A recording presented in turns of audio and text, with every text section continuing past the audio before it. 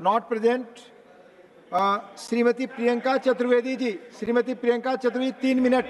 No, it's not going on record. There are 105, more than 105 speakers. Time is allocated and mentioned here. I have to follow them. No. Priyanka ji, 3 minutes. Not going on record. Not going on record. Priyanka ji आप बोलिए। सबसे पहले तो मैं आपका आभार व्यक्त करना चाहूँगी कि आपने मुझे बोलने का मौका दिया। समय कम है और समय मुझे कम दिया गया है, तो मैं बस यही कहूँगी। सबसे पहले तो राष्ट्रपति का जो अभिभाषण हुआ वो लोकसभा चुनाव के बाद ये पहला अभिभाषण था। तो मैं कहूँगी जो जनता ने लोकसभा से एक बड़ा संदेश भेजा है वो सराहनीय है और हमारी प्रजातंत्र की एक बड़ी जीत दिखाता है।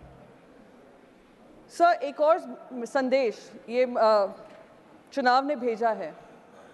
भगवान श्री राम कौशल्य पुत्र भी माने जाते हैं, भगवान श्री कृष्ण देवकी पुत्र भी कहे जाते हैं।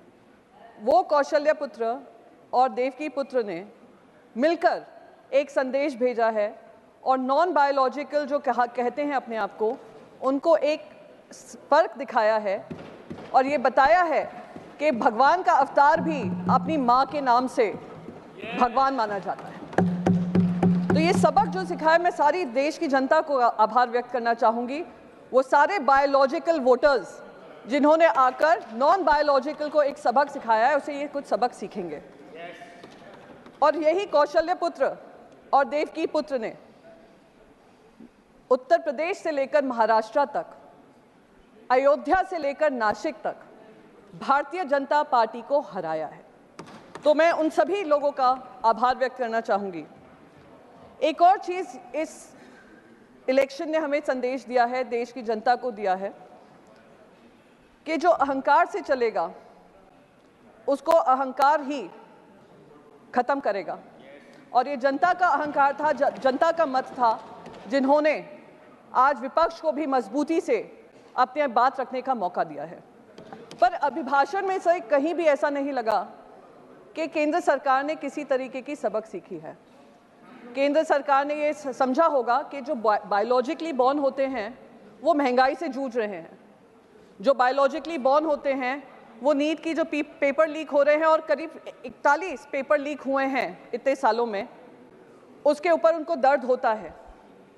ये बायोलॉजिकली बॉर्न जो हैं वो बेरोजगारी से परेशान हैं। ये बायोलॉजिकली बॉर्न जो हैं वो महिलाएं जो सम्मान ढूंढती हैं, उम्मीद करती हैं कि सम्मान उनको दिया जाएगा।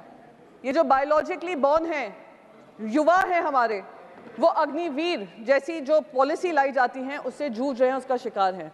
जो बायोलॉजिकली बॉर्न हमारे किसान हैं वो भी त्रस्त हैं। पर उनके अभिभाषण में कुछ भी ऐसा नहीं दिया गया केंद्र सरकार की तरफ से जो दिखाता है कि कोर्स करेक्शन होने वाला है।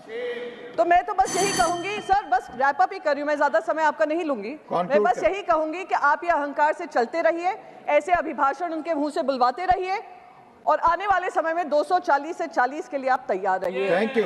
जय महाराष्ट्र, जय हिंद सर।